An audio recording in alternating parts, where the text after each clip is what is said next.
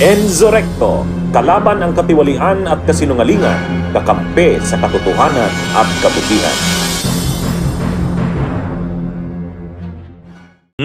So, sa nangyayaring ito mga kabunyog, actually karma na ito kay Marcoleta.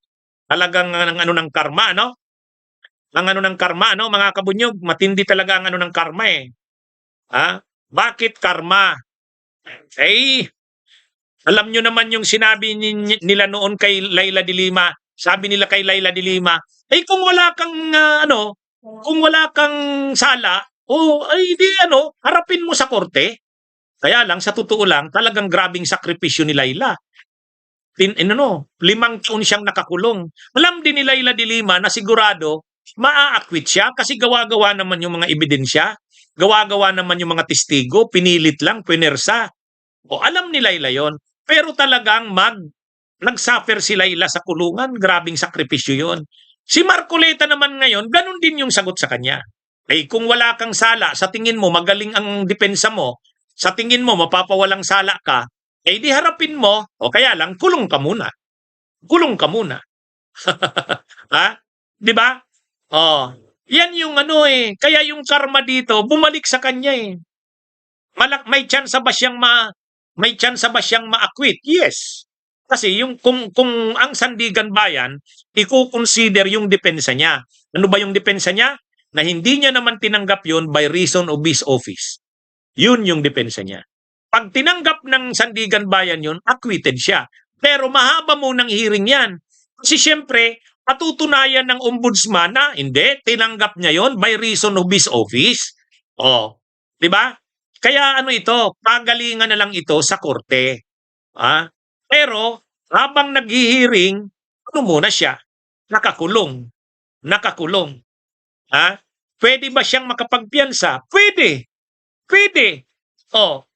Pag sinabi niyang the evidence of guilt is not strong, pwede siyang makapiyansa.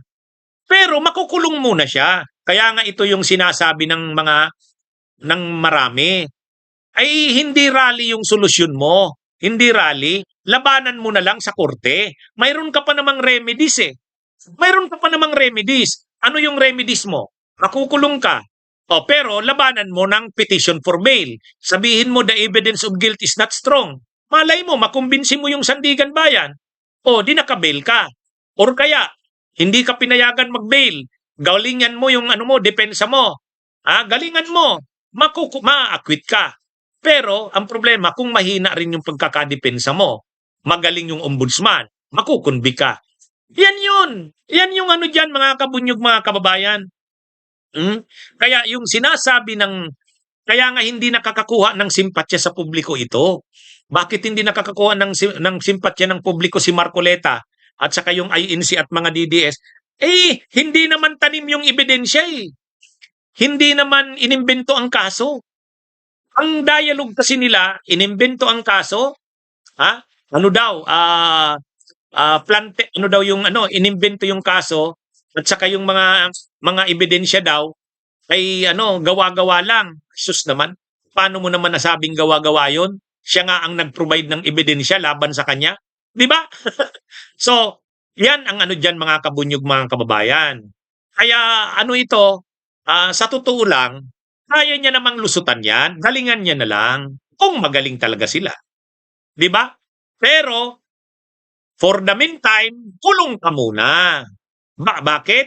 Kasi ganun yung batas eh. Di ba? Karma yan sa kanya. Yan yung ginawa nila kay Laila de Lima noon, di ba? Sabi nila kay Laila de Lima, natatawa pa sila kay Laila de Lima noon. Sige na, doon ka na lang magdepensa sa korte. Si Laila de Lima, alam niya na sa bandang huli, makiklear siya. Kasi alam niya namang gawa-gawa yung ebidensya. Si Marcoleta, karma ito. Kung anong ginawa nila noon, sige, balikan din sila. Kung naniniwala ka na wala kang sala, kung sa tingin mo mahina sa'yo, mahina yung kaso laban sa'yo, mananalo ka sa kaso mo, di ilaban mo, di ba? Kaya lang, ang problema talaga dyan, kulong. Kulong. Ay ganyan naman ang batas natin eh. Ganyan ang batas natin. Presumed innocent ka. papatunayan ngayon ng ombudsman sa hearing, papatunayan ng ombudsman na guilty si Marcoleta. Papatunayan yun. Yan yung, kaya lang, ito, habang pinapatunayan niya na hindi siya guilty sa kaso sa kanya, nakakulong siya. Bakit naman nakakulong? Mabigat yung kaso niya plunder Plunder. Reclusion perpetua Pag reclusion perpetua, no bail yan, nakakulong siya. Pwede pa rin siyang makapag-bail? Yes, mag-apply siya. Petition for bail.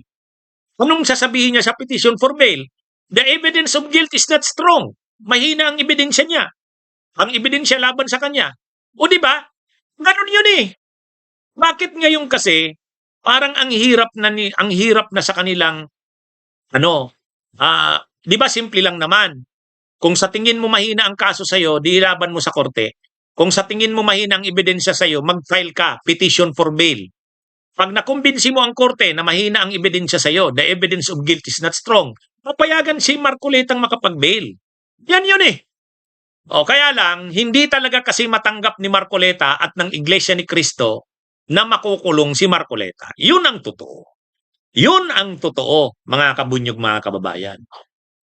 Sino ang mag-iisip na hindi na makukulong si Rodante Marcoleta? Senador, abogado, kilalang miyembro ng Iglesia ni Cristo, ma-impluwensyang sekta ng relihiyon. Tapos makukulong? Parang hindi pwede yan. Wala Ito naman yung binibiliban natin sa administrasyong ito. Walang, kahit si Duterte na ipakulong sa ICC, kahit si Bato nagtatago, kahit si Bong Revilla, dating senador na ipakulong, kahit si Jingo Estrada, incumbent senator na ipakulong, kahit si Marcoleta makukulong. Yun. At least, the law is being applied to all. Kasi kung hindi ito i-apply to all, di none at all na lang, di ba? Sabi ni dating Manila Mayor Alfredo Lim, the law applies to all or none at all. So yan, mga kabunyog, karma ang tawag diyan. Karma, di ba?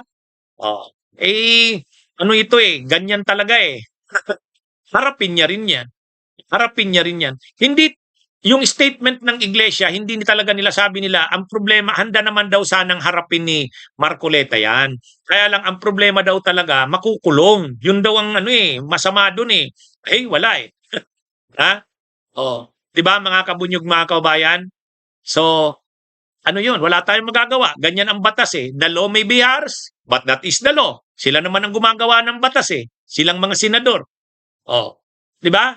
Mga kabunyog, mga kababayan? Okay? Magandang araw sa inyong lahat. Mabuhay po tayo.